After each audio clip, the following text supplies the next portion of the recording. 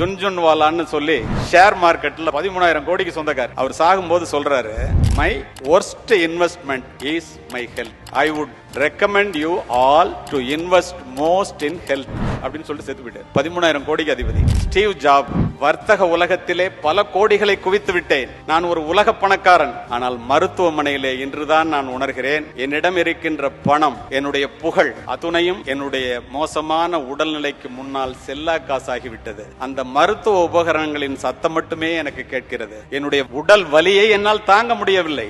எத்தனை கோடி கேட்டாலும் அதை நான் கொடுப்பதற்கு தயார். இந்த வலியை யாராவது எடுத்துக்கொள்ள வேண்டும் என்றால் நான் தவறு செய்து விட்டேன். பணத்தை விட மிக முக்கியமானது உடல் நலம்தான் என்பதை தயவு செய்து எல்லோரும் தெரிந்து கொள்ளுங்கள் என்று சொல்லிவிட்டு செத்து போனவன் உலக பணக்காரர்களிலே ஒருவன். இதெல்லாம் எதுக்கு சொல்றேன்னா, இப்ப உடல் நலம் வாழ்வினுடைய முதன்மையான செல்வமும் முதலான செல்வமும் உடல் நலமே. உடல் நலத்தினுடைய உயிர் கோட்பாடு உடற்பயிற்சி. ஒரு மனிதன் மனதை மட்டும் வளர்த்து கொண்டு உடலை வளர்க்காமலோ, உடலை மட்டும் வளர்த்து கொண்டு மனதை வளர்க்காமலோ இருந்தால் நண்பர்களே, அது ஒரு நிறைவேறாத வெற்றியாகத்தான் இருக்கும். ஒரு மனிதன் ஆளும் வளரணும், அறிவும் வளரணும், அதுதான்டா உலகம். பட்டுக்கோட கல்யாணம் சொல்லிட்டு போயிட்டாரு. அப்போ நம்ம இந்த உடலை வளர்த்துக்கணும் அப்படின்னா என்னது?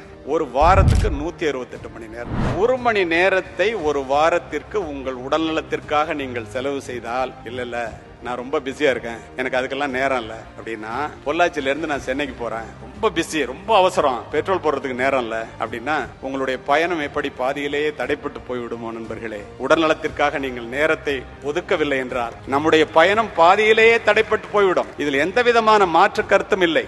இதை புரிந்து கொள்ள வேண்டியது நாம் தான். ஒபிசிட்டி பத்தி பேசுறதுக்கு டாக்டர் கான்ஃபரன்ஸ் ஒன்று ஒரு வாரத்துக்கு முன்னாடி திருச்சியில் உள்ள எல்லா டாக்டர்ஸும் அதை ஆல் இண்டியா லெவலில் ஏற்பாடு பண்ணியிருந்தாங்க. அதில் நான் பேசினேன். நான் சொன்னேன், the shortest route to the graveyard is exercise அப்படின்னு சொன்னேன். ஒரு டாக்டர் எந்திரிச்சு கேட்டாங்க, அது எப்படி சார் எக்ஸசைஸ் பண்ணா ரொம்ப நாளைக்கு உயிரோட இருப்பாங்க, அது லாங்கஸ்ட் ரூட் இல்ல அப்படின்னு கேட்டாங்க. நான் சொன்னேன், அப்படி இல்லைங்க, ஏன் ஷார்டஸ்ட் ரூட் கிரேவியார்டுனா, எக்ஸசைஸ் பண்ணி உடம்ப நல்லா வச்சிருக்கிறவன் உட்கார்ந்தாரு செத்து போயிட்டாருன்னு செத்து போயிடுவான், ஆஸ்பத்திரிக்கு உங்ககிட்ட எல்லாம் வரமாட்டான். ஆனா எக்ஸசைஸே பண்ணாம இருக்கிறவன் வீட்டுல இருந்து ஹாஸ்பிட்டல் போய் ஹாஸ்பிட்டல்ல இருந்து கிரேவியார்டு போகணும். அதனாலதான் அது லாங்கஸ்ட் ரூட், இது ஷார்டஸ்ட் ரூட்னா எல்லா டாக்டரும் ஒத்துக்கிட்டாங்க. இப்ப இந்த உடல் நலம்ங்கிறது எவ்வளவு அவசியங்கிறதுக்கு இதை தவிர உங்களுக்கு நான் இன்னும் சொல்லி புரிய வைக்க வேண்டிய அவசியமே இல்லை. மாபெரும் மனிதர்கள்லாம் உடல் நலத்துல தோற்று போறதை நான் பாக்குறேன். எல்லாரும் வசதி வாய்ப்பா இருக்கீங்க, எனக்கு நல்லாவே தெரியும். தயவு செய்து உடல் நலத்தை பார்த்துக் கொள்ளுங்கள். அதுதான் நம் பிள்ளைகளுக்கு கொடுக்கிற சொத்துக்களை விட மிகப்பெரிய சொத்து நம்முடைய உடல் நலம்.